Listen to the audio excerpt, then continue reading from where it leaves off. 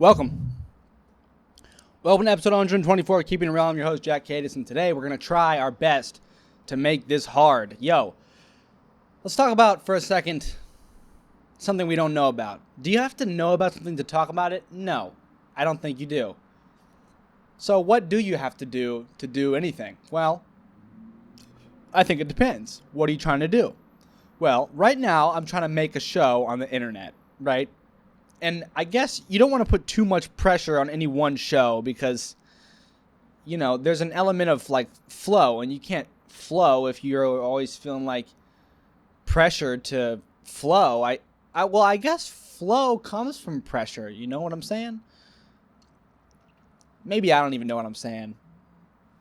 We're trying here. We're trying our best to make what is a good episode of Keeping It Real, and that's just a very subjective thing. I think work is easy and school is easy because the expectation... Well, that's not true because you can always go above and beyond. The sky is always the limit with anything you ever do, which just makes anything you ever do really hard. I mean, if you're anything like me, how do you know you've done a good enough job? I mean, that question pops up in literally everything I do, whether it's a show on the internet, whether it's taking a girl out on a date, whether it's sitting down and studying for school, or making sandwiches at Jersey Mike's. How do I know I'm doing a good enough job? How do I know that I'm at the right balance of let's just get by so I can get to bed and go to sleep, and let's make today really count? How am I supposed to distinguish? I guess it's trial and error and just what works for me, right? Well, let me tell you, I have no idea what works for me. I am trying my best to figure it out, though. I think a big part of I think a big part of me figuring out what works for me is, well, you got your parents, right? And they raise you, and then you move out, and it's this weird scale sort of system where how much am I really confident in my life and where it's heading right now, and and is that related to how much stress I feel from my parents, right? Because I don't know. If I have no idea.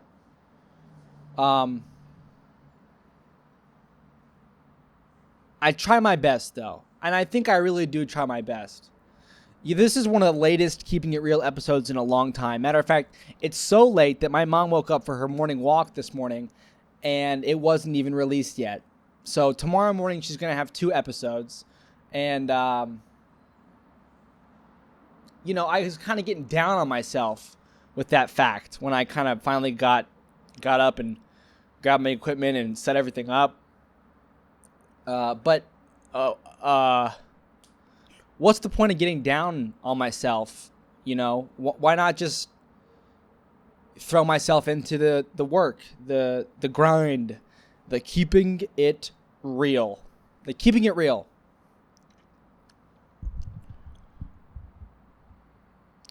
Everything is kind of what you make of it, and there is what it really is, there's what you make of it, and what everyone else makes of it. And it's just that blend, And then it's then you really zoom out and you're like, what are you even talking about? Because when you zoom out, everything gets real foggy. And it's funny because when you zoom in, everything can seem like it's getting sharp, but, so what does it matter if something's sharp if you can't even make out what it even is? It's like when you stand too close to a painting. And maybe what's happening is I'm getting older, and my mind is adapting. Because I feel like it may be slightly a method of coping with my aging mind by saying I've come to this place where I'm just trying to strike the balance between a sharp mind and a foggy mind, But what if in reality, like, the sharper the mind, the better, and it's just, I'm losing resources, developing wrinkles. I know. I'm 21. I got a lot of wrinkles to put on me. Let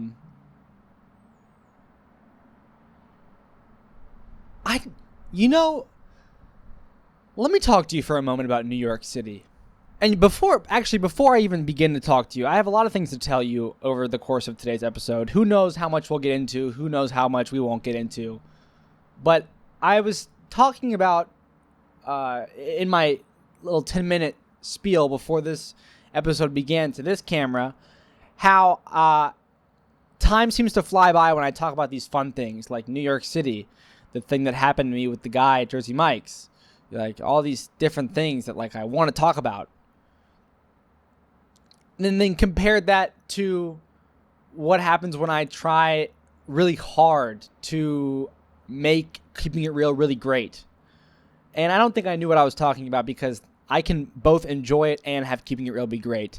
And keep in mind that there are these things that have been happening that in the past I would have talked Keeping It Real about, but still, even now, I know that I'm not gonna, because I'm just gonna hang on to them.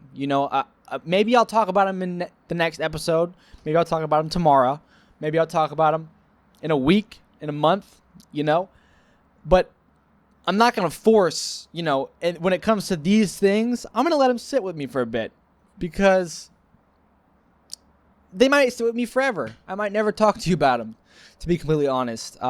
It's not for me to figure out right now, and I can still be like, that's cool, And it's cool if I want to talk about whatever I want to talk about.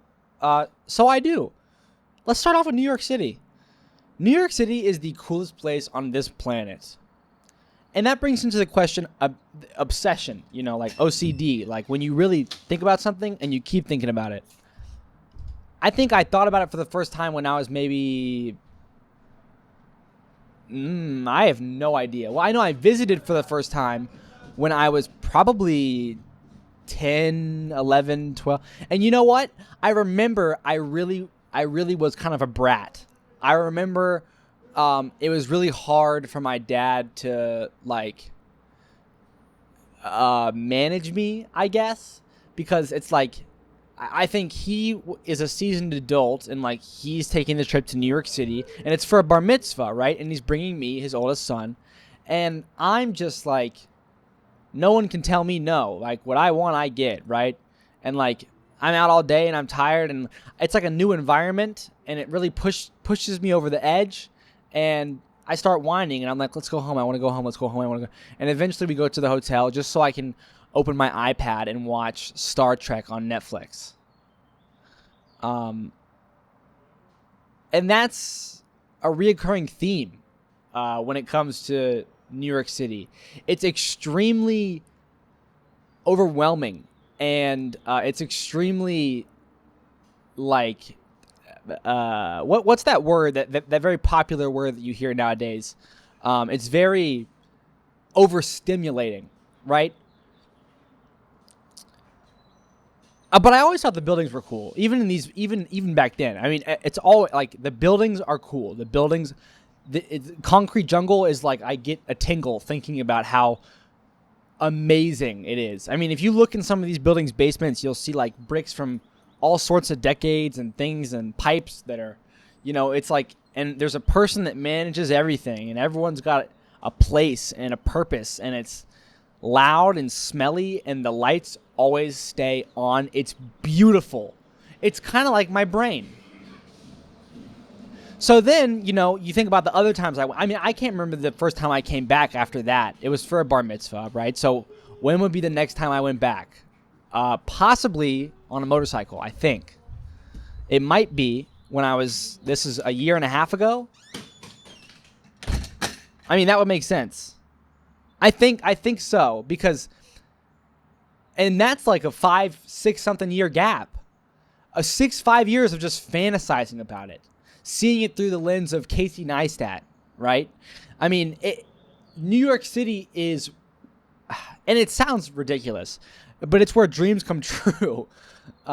and it's like it all comes down to like, what's your dream? Like, what is your dream? Because I know my dream is not everyone else's dream, but this is my show, so strap yourself in and grab some food because I'm gonna tell you my dream. My dream is to have a place, and I don't even know how to describe it beyond that. Like, I don't even know how to describe it beyond, like, I don't know how to go into more detail about it. And I think that I want to leave it there on purpose because there's a beauty in vagueness. There's a beautiful element to being general about something. When we wrote the Constitution for this country, we didn't get too specific because the founding fathers were very, very intelligent men, and they locked themselves in that room in Philadelphia, and they understood that the more words they used and the more describing they did, the more likely it was that their document would be breached and not upheld. You know? So what they did instead was I feel like they probably thought about, what is it are we doing in this room, right? We're all here from all of our, what was it at the time? It wasn't states, was it? It was the colonies, I think. I think so.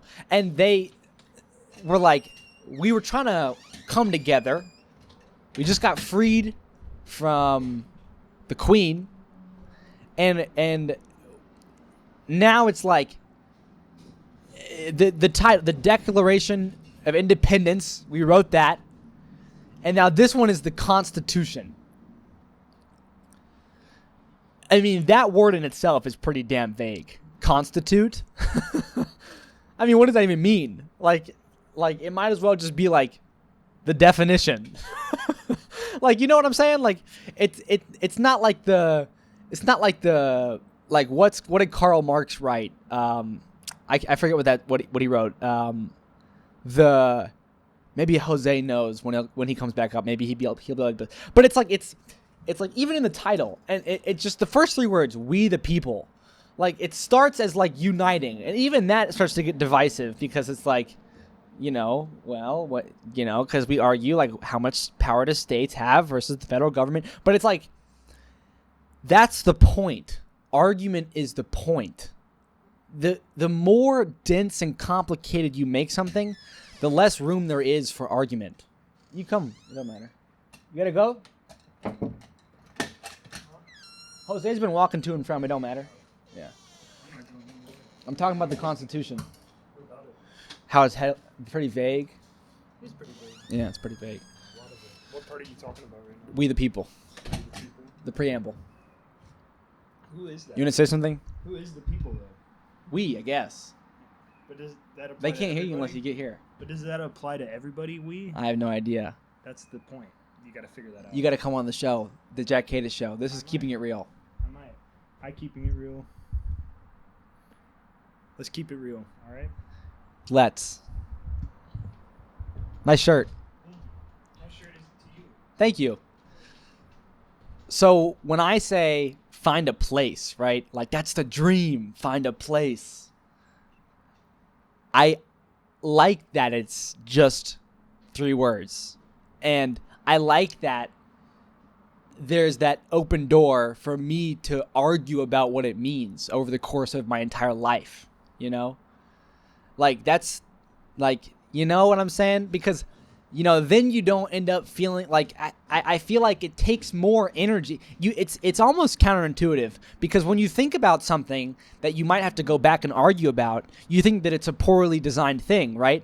But the alternative might be something that's so specific that there's no arguing to be had, and it just turns out that you're going to have to rewrite the whole thing.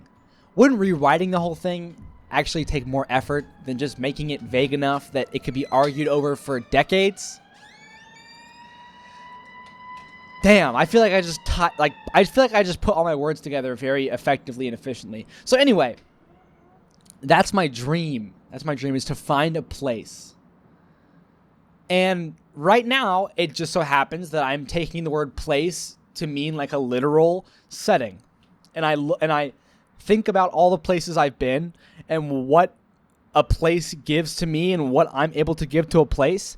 And it's almost like it's like a no-brainer. Like, I need a place with as many people as humanly possible. What's the most dense city in the United States? New York. And, there are denser cities out there in the world. I, matter of fact, haven't even done my research. There could be one or two even denser areas that speak a majority English. And even if there aren't any that speak a majority English, there definitely are some that are denser than New York with more people. And does it really matter if people speak English or not? I don't think so. I think any age below 25, you pick up a new language like within a year, And I guess what I'm saying is I can't argue for New York City that strongly because I simply don't even really know what I mean when I say I want to find a place, right? Like for example, I'm dating here in Raleigh. I'm dating, and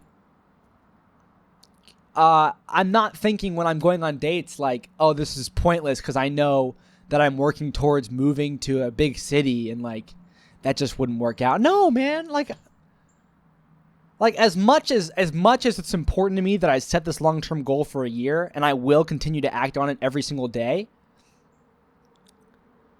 you never know what's going to happen. You never know what's going to happen. Maybe I keep dating somebody and I really like them and I think, okay, well, I saved all this money up and I did all this prep, but I can go visit any New York City anytime I'd like. I'm kind of interested in seeing where this relationship goes. Or maybe, I meet some girl and she's like, I want to go with you. Or maybe I don't meet anybody and I move to New York City. Or maybe I meet someone and we are madly in love, but I still have to go to New York City and it's heartbreak. Like, dude, it doesn't matter. Like, I don't worry about stuff before I do it. And that explains to you how I chose New York City. I just like it. I just really like that place. And so I decided I want to move there. Like, we'll see if it works out. We'll see what happens. It's like data collection. It's like I talked about this in previous podcasts. It's just an extension of my toddler years, When you're an infant, you cry and you learn very quickly that when you cry, you are given attention and it's a feedback loop. So you realize that you can cry even if, you're not starving to death. You're not in major pain. Maybe you just want attention, so you cry. That carries on into boyhood. And it gets a little bit more complex as you start to grapple with consciousness. It's like, I'll do this, but I'll get yelled at, but I'll do this, and I'll be rewarded, and I'll do this. These people will laugh. But then I'll do the same thing to these people, and they'll be upset. And then when no one's there, what do? And it's like every little action has a reaction. And your brain is doing the best to catalog it in ways that you don't even understand. I feel like I think that I have this grip over myself with my words and my actions, but I don't. And I could, but that would be a very uncomfortable undertaking. But to be honest with you, that's what I want. And I feel like this move to this big city, especially if this move to this big city to go to college, it would be a really, like, this is the way I see it, right? When you think about uncomfortableness and you think about how that's what you want in life, you want to be uncomfortable, right? It's a privilege to be uncomfortable. You should try to be as uncomfortable as you possibly can for as long as you possibly can. You think, okay, well, it's like almost a maximum cash out of uncomfortableness. Like, what could I do that could seriously throw me off big time? Change your setting to one that's so drastically different. And realistically, I honestly think I'd find my bearings in that place within 2 months. I think 2 months would pass and I'd be like, yeah, I have a routine. I know my way around where I got to go. And I'm good. I'm going to stay here. 2 months in. Now I'm no longer thinking about how I used to be here and now I'm here. And now I'm just thinking about, whatever I would have been thinking about when I was there. But now I'm here. And that's kind of like how it goes,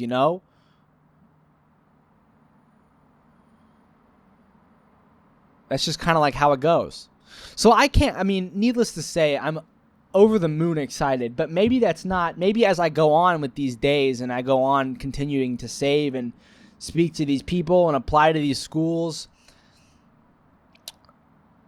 maybe I should start lowering my expectations. Recently, for example, one of my roommates pitched the idea that we all move our big computers into the living room and we play Minecraft over LAN.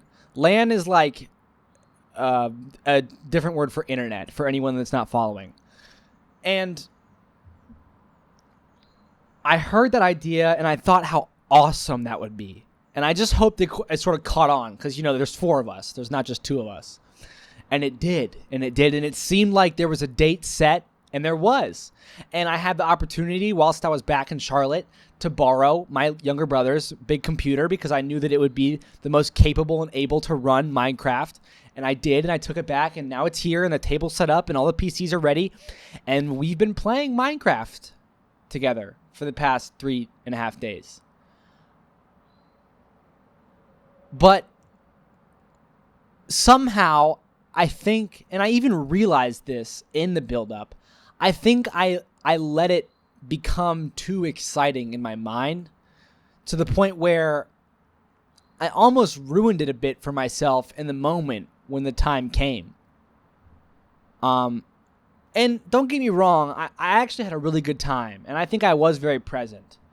But there's always room for improvement, and if I had to do it all over again, which, in a sense, I am with this New York City thing because we're talking about expectations and excitement and such, I think I would maybe pay a little bit more attention to my thoughts going inward.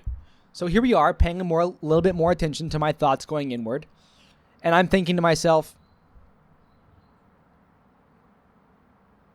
this might not be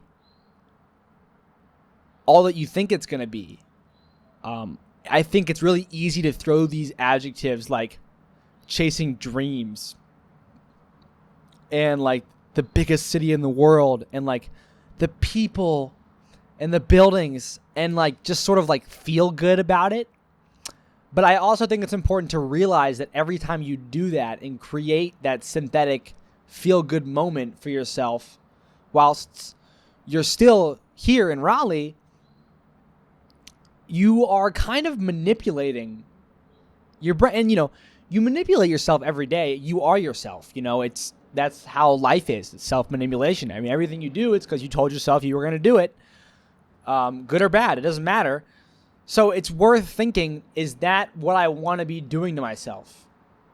Maybe. Yeah, maybe it is nice to look forward to something. Maybe it's important that I get really psyched up. Or maybe, on the other hand, I should start to swap. Start to say, okay, I'm dreading this. This is really going to suck. It's going to take all my money, all my time, and I'm just going to be miserable. It's going to be so miserable.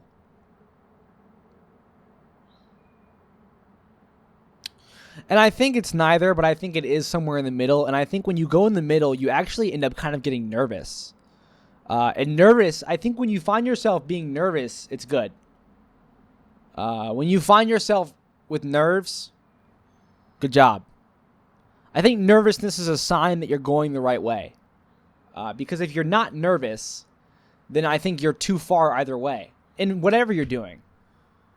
Taking a girl out on a date is a fantastic example. If you're not nervous, then I don't think you've mixed both worlds correctly.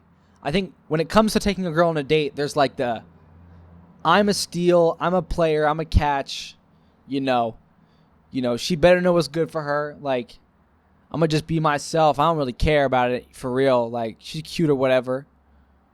And then the other side is like, oh, I really hope she likes me. I'm gonna do my absolute best to show her like all the things I could do for her, and like I really want to put my best foot forward. I'm gonna get there super early, offer to pick her up, show her what I'm wearing so she knows in the restaurant, and I just really hope that I can hold a conversation and I'll smile and look into her eyes and stuff and just do my best to be an upstanding man. And she's so beautiful. I just hope that she'll give me a chance.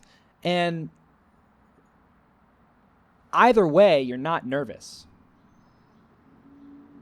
You know what I'm saying? But when you kind of mush the two together and you go in the middle and you are like, okay, I have self-worth. I'm proud of everything that I've accomplished. But I'm also ready to be a little bit vulnerable. And, give a little. Show maybe what I could bring to the table when it comes to a partnership, a relationship. And do so, with my chest out. That's fucking... I mean, when you mix the two together, you start to realize, like, oh, dude, I'm nervous as hell. I am nervous as hell.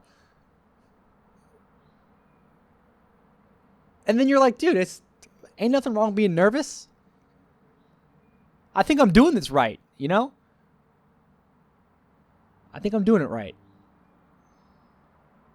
Maybe I need to figure out what gets me nervous to be around the camera, Maybe I got to figure out what is nerve-wracking about keeping it real. Maybe that's what I got to figure out. How come I'm not nervous anymore? I was never nervous. Maybe that was the problem. I'd never been nervous in front of the camera.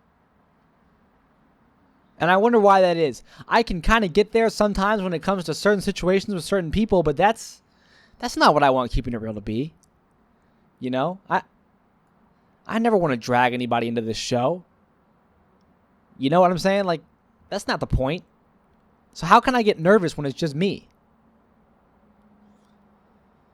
I don't know. I think I am nervous right now, but it's a different kind of nervous. I think this kind of nervous is a little bit longer term nervous. And maybe I should speed it up a little bit. And I am. Maybe a bit more though, because if you do something for yourself, you do it slow. But if you do something for others, you do it fast. And you can find the middle there. Maybe I can find the middle there. I'll be a little bit nervous. I think the nerves would come from if I knew I was doing everything to my utmost ability. And I don't think I am. I think that I'm a little bit slack. I think that my routine, it's there, but it's not always at the same time or in the same order. My videos that I make, I can't say that they're that interesting. I can honestly say that as someone who watches lots of videos, if I clicked on one of mine, from an outsider's point of view, I wouldn't watch it. Maybe I'd last through the intro because it's fast cuts of me saying what day it is. But, when I get into it and there's this guy yawning, I'm going to be like, bro, what am I even here? What even is this? I'm going to be like, bro. Like, I'm going to probably consider writing a hate comment. I'm going to be like, yo, what am I even watching? And that's something to think about. Maybe I ought to do a better job chasing the nerves here. Because the nerves will come. But I think I have to really believe that this actually might become something to get nervous about it, And I do believe that this might actually become something. But I think maybe it's in a bit of a way of like, I'm just going to talk on camera and give my all and put everything in and do all this, all that. Or actually, maybe it's a bit more the other way where it's like, I'm the man. I'm just going to film myself and, you know what I'm saying? The views will come eventually, haha. Maybe I need a little bit more of that energy where I'm like, I'm going to work my ass off. I'm going to give this thing everything I got. Because I think right now I do a lot of like, get it over with type of deal. So you can walk, it don't matter. Jose and Elijah have been doing it all day. It does not matter. And you never know how to tell, right? Because if I were to say decide on a line somewhere across along that thing, well then what if it's wrong? You know? That ruins the vagueness of it. But then if I never decide also, then it's like I was never man enough to say like I think I need to step it up. It's like you know what I mean? You know what I mean? That's what I think. I think that's it's funny because I think in a sense this internet thing was born a little bit because of a failed relationship. And I felt like part of the reason that relationship failed is because I didn't have anything going for myself. And I felt like that made me, and everyone has their insecurities, but I felt like I was really insecure. And I just felt like trapped, and like the person I was with, I felt like I stressed. I just stressed. So, it ended, and like in those months, half a year, as I'm trying to like explain what happened to myself, because, I'm back alone. I have to try and like understand things on my own. I come to the conclusion that like it's time to create something. It's time to make something in which I can pour my all into in the event that I ever find myself in a situation like that again. And it's funny because now I've come to a place where I think that that's a bad idea. I think that if it ever so happens I have my arm around a girl and we've been seeing one another, and I'm thinking about how what I do relates to what I'm trying to do, I think they're just totally separate. And the more separate I can keep them, the better. I think that if I ever try to say like, oh, she's stressing me out, let me put some extra hours into this, bad. That's bad. I think she's just going to stress me out, Just like this shit stresses me out. And you just got to let it stress you out. You know what I'm saying? But it's funny because you might think maybe that makes me sound like I'm not grateful that I ever started this. Maybe I'm saying, I guess it's just kind of by chance. I got to tell you, I am. I do love this. And you know what else I say? I say a lot that I love my job, my work. And that's true. But yesterday I did not say that. Yesterday I said I hate my job. I hate my job. And today I'm kind of dreading going into my job. I think I hate my job. And it's interesting, man, because why would I say that? Nobody ever made me say I love my job. Why would I say that? What's up, what's down, what's left, what's right? It's just a power through type of deal. What's on the other side? Push through, push this, push you. At the end of the day, I really don't know what to say.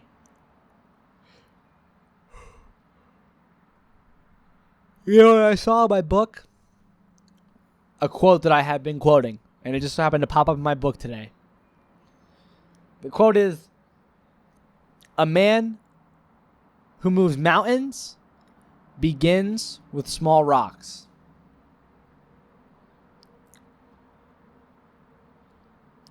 So I think that if we're talking about the last time I was in a relationship, what I really think that I can learn, at least now, I might look back and think, I don't know what I'm talking about. But right now, I think the best thing that I can take away from that experience was to be the man who moves mountains, I must first move rocks. And I think I've been acting on that. I think I have.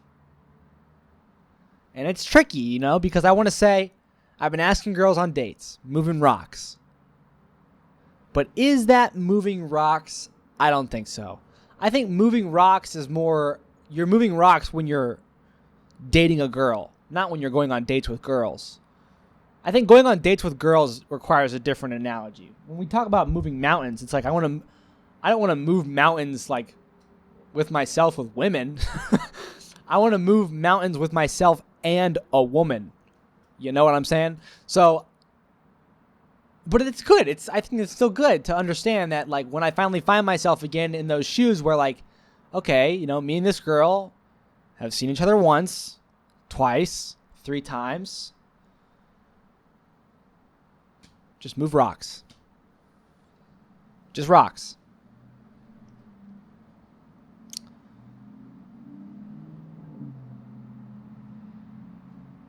You know, I want to talk to you about dating in 2025 with my age group, around 21 years old.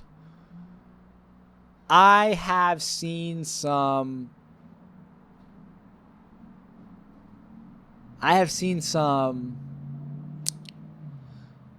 patterns, I'd say. I've seen some patterns, and I'm definitely involved in them. I'm not saying like I'm looking in. I'm saying like I definitely contribute to this. And if you're not from this age group or this time, you know, I'd like you to let me know, or even if you are, I'd encourage comments, and I'd want to, even if you know you have a girlfriend, I know you see things, I know you have friends. I'd like everyone to weigh in on this because I want to see what people think, and I also want to see what you think about what I think. And what I think is that people are very quick to people are very just quick on their feet, jumpy, bouncy, you know, like ready. Like picture a tennis player with both of his hands around the racket and his knees bent, his butt back on that center line, waiting for that serve, that really fast serve. This is pro tennis. You know how fast those serves get. When the guy serves, he goes, you know what I'm saying? That thing goes fast, and that guy's ready, right? But it's kind of like, picture how he is, like jumping on his heels, rocking back and forth, ready to just spring into action the second that he sees the body position of the guy, right? And you know what? Actually, this is a great analogy because he's a professional. So more times than not, he's going to be able to return the serve. Yeah, sometimes he messes up and reads the wrong play, and the ball goes this way, he goes that way. But most of the time, he's going to get it right and return that serve and start a rally. Isn't that what tennis is all about? A good old-fashioned rally? I mean, come on. What are you watching for? Are you watching for, like, the Powerade sponsorship? No. You're watching because sometimes these guys hit that ball back and forth so many times, your jaw is just dropped. You know what I'm saying? So then we take it back to a guy and a gal that are 21 years old, dating around in a college town. I think that we see these professionals, right? Whether it be our parents happily married, whether it be our aunt or uncle who's happily single, you know, it doesn't matter. These people that are older than us, we look towards, like, we see all this stuff on the internet about how they're happy, about how he's happy, she's happy, you know, and we try to imitate, soak it all in, right? And we find ourselves like in that position, rocking back on our heels and all that, ready for the serve. But I think our success rate when it comes to hitting that ball back over the net and starting a good rally is low. Low. I think it's like, for me, I like to say 50%. I feel like half the time I'm able to hit that ball back. And,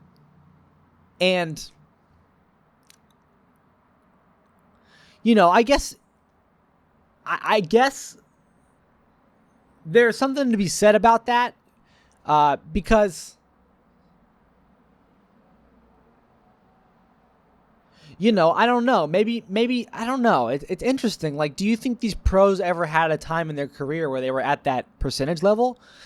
Probably not, actually. Especially in today's day and age. Like, they really start out great and they finish great. Like, it's just greatness all the way through. There's no, like, Michael Jordan getting cut from his high school basketball team.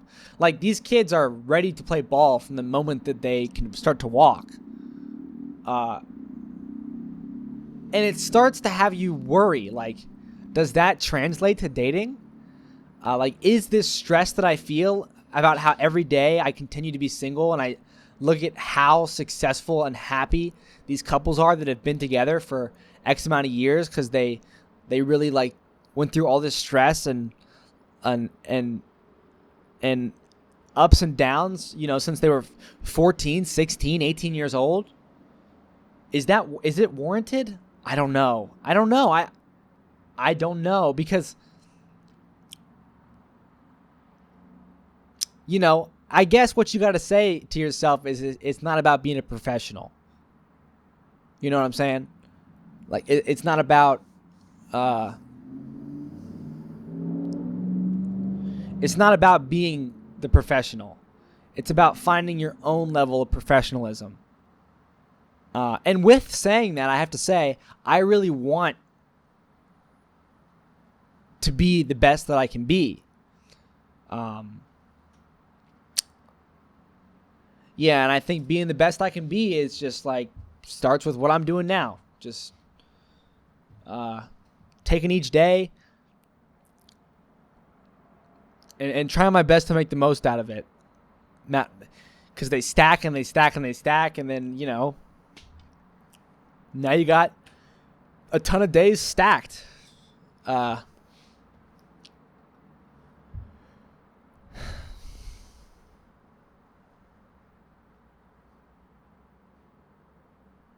So yeah, I mean, people listening, do you guys remember dating?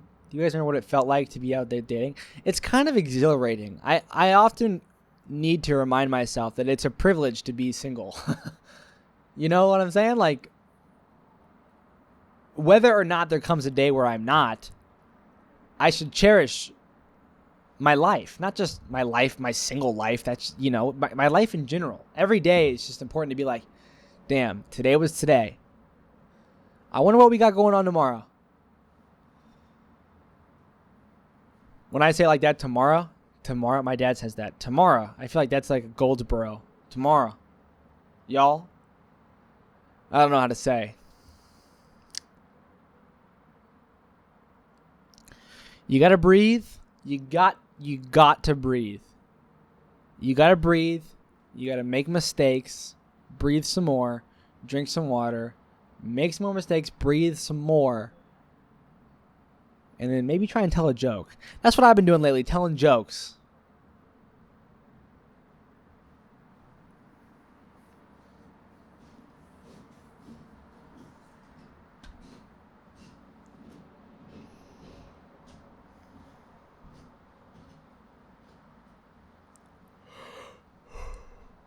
Yeah, I go. First a yawn, then a couple seconds of silence. It's not a big deal, really. Is this bad? Bad episode? I'm not sure. We've had episodes where I literally scroll Instagram Reels live. Like, not talking or anything. Just headphone in, acting like I don't even know you're there. Just scroll Instagram Reels.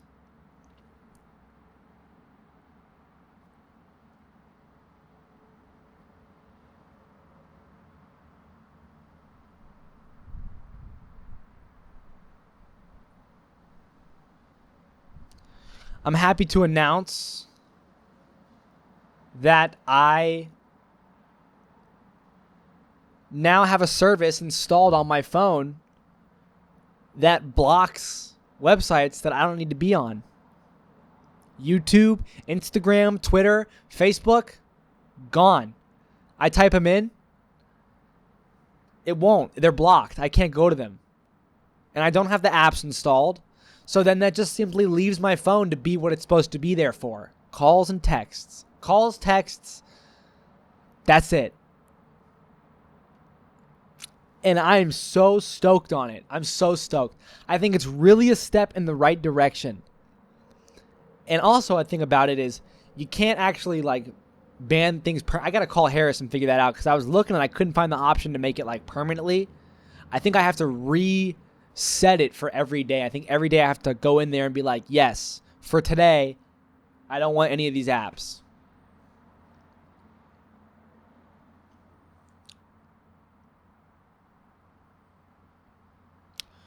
But I love this service. I think me and this service are really going to get along, you know?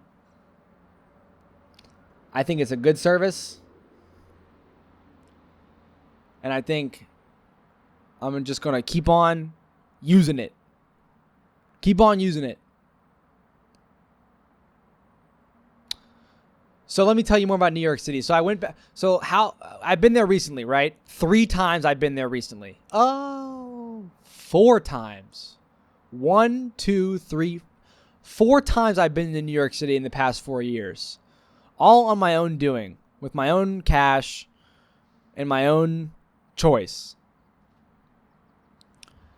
The first time, I was on a blue Yamaha FJR 1300cc motorcycle. If you want to watch episode 121, I think 121, 3 episodes ago, you'll see it in the background. It's right behind me, the entire episode. I think it's in the thumbnail. If you look for that thumbnail, you'll see it. If the motorcycle's in the thumbnail. And you know, I that was a big, like, I'm going to do this. And I did it. I took the bike all the way up I-85, the entire East Coast. And there I found myself in New York City. I can't remember, it's funny, I've been riding so much, taking so little breaks, drinking so little water, taking such bad care of myself that I don't even really remember if I ever even put the kickstand down in Manhattan. Like, I think I had a connection through Snapchat that was going to let me crash on his couch in Brooklyn. And he did. But then he kind of like kicked me out. It was, you know, kids being kids. And then I just kept going all the way up to Massachusetts, where I stayed in a frat house of a friend that I was at summer camp with. What's up? And then I just came home. I don't even think I stopped in New York City on the way back home. You know? Maybe I stopped in New Jersey on the way back home. So I'm going home. And I'm like, damn. You know, damn. At the time, I was really worried about this girl that I had stopped in New Jersey for. And let's see. Let's try and take something away from that. I don't even want to. We'll talk about it later. So, then I think, or was it before the motorcycle or after? I think after. Then, you know, it's like November of the school year. And I'm like, to my best friend Sam, I'm like, yo, we're going to New York City. We're going to New York City. Which day works for you? I'm buying the tickets for both of us. You can't say no. And I did that. And we went. We spent the whole day in New York City. Round trip flight. Landed in the morning, flew out of the night. Walked probably over a half marathon in a day. Saw the buildings. Rode on city bikes. Ate food. Came home exhausted.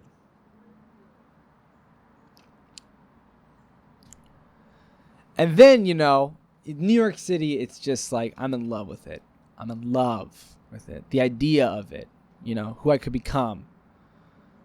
Then it's the summer of that year. This past summer, I guess. Was it this past summer? I guess it was this past summer. Wow, time is flying. It's about to be summer again. So then I'm like, all right. This is how much money I got left. Like, am I just going to let myself keep wasting it on little things here and there? Nah. New York City. Planned horribly. I knew what I wanted.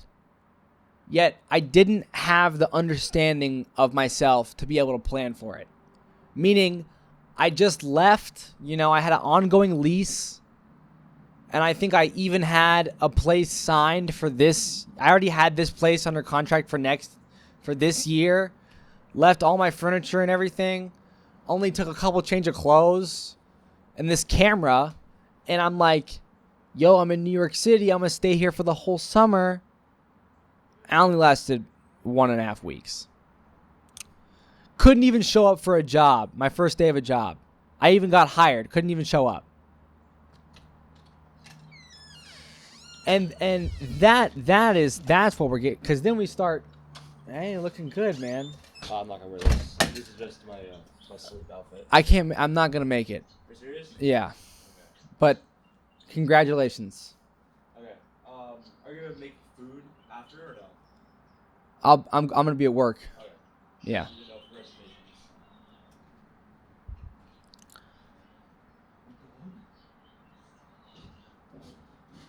So then you've got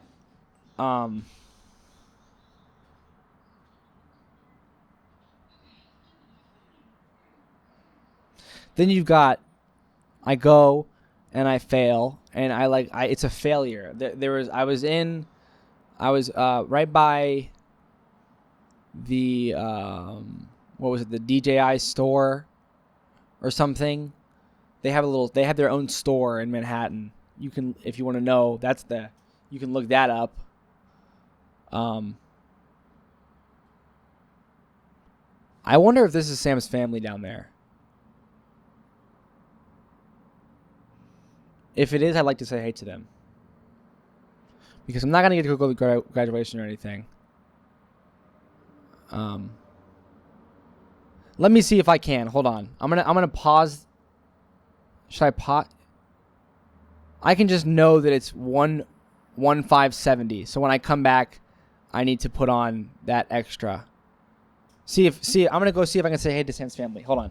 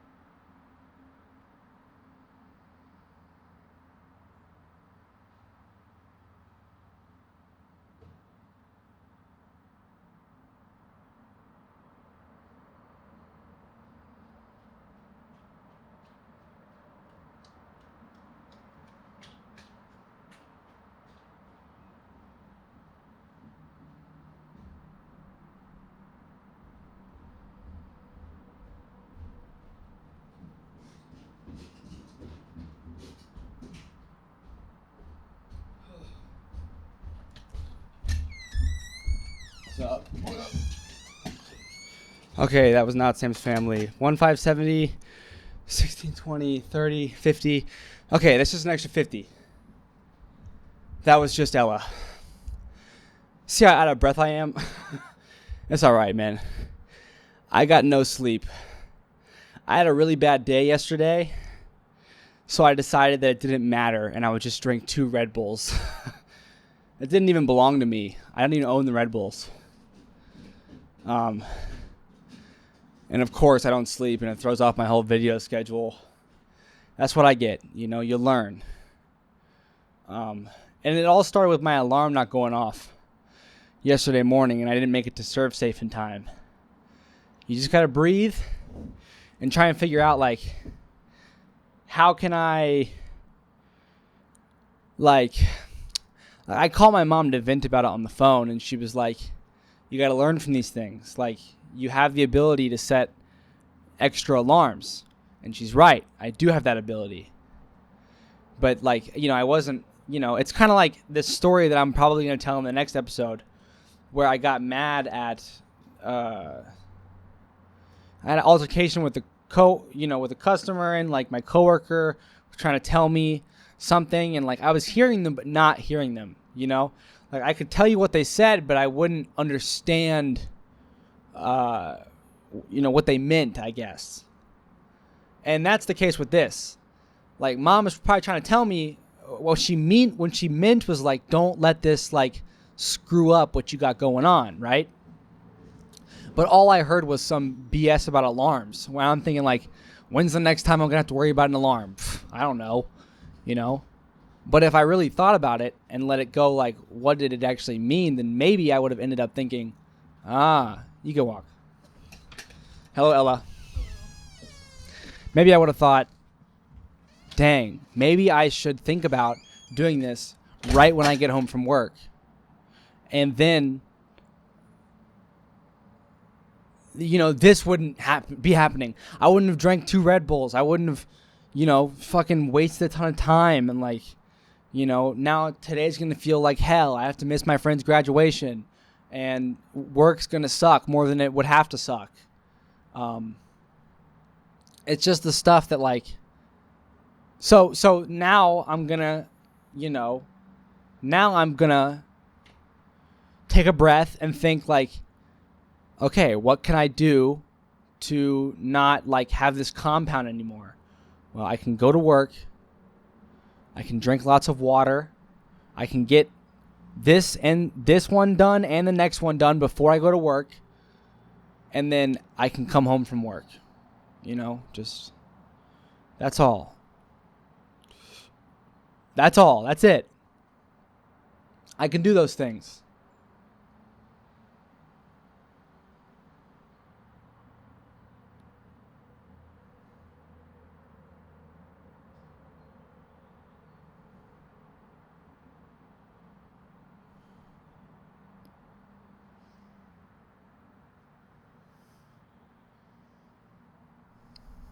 I can do those things. That's what it takes.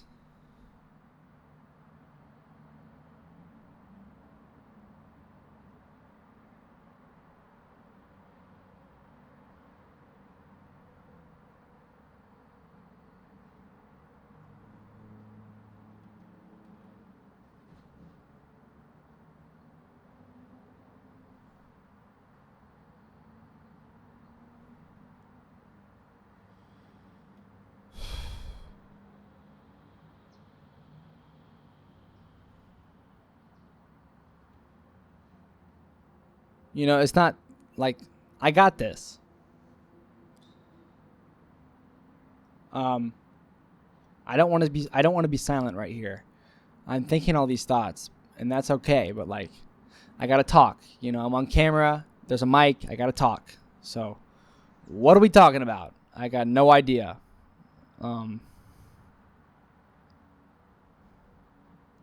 Not much.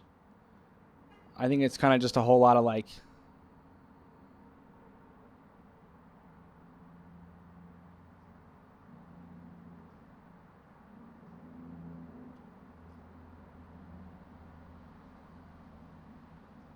I don't know what it is, to be honest with you. But the truth is, I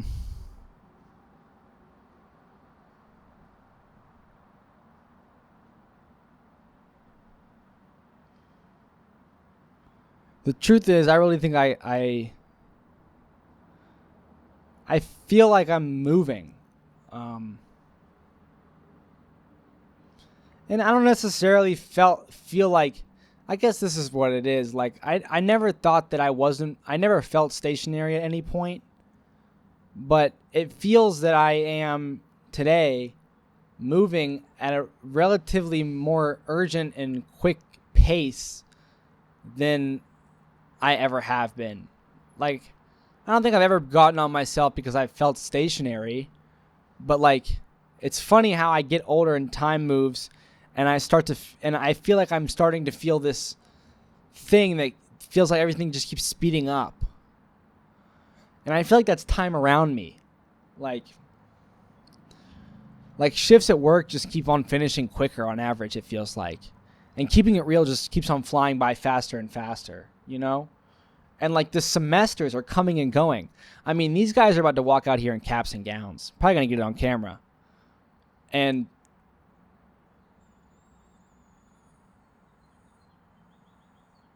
you know, what I might do, just because it's 2 episodes in a row, I might bring this next episode inside to my room. Because that might help with just like the distinction of like this is one episode, then that's the next episode.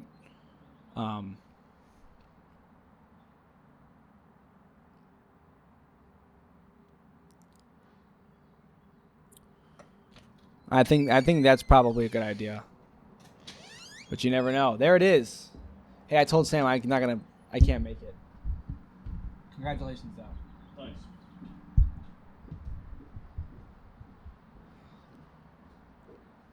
See?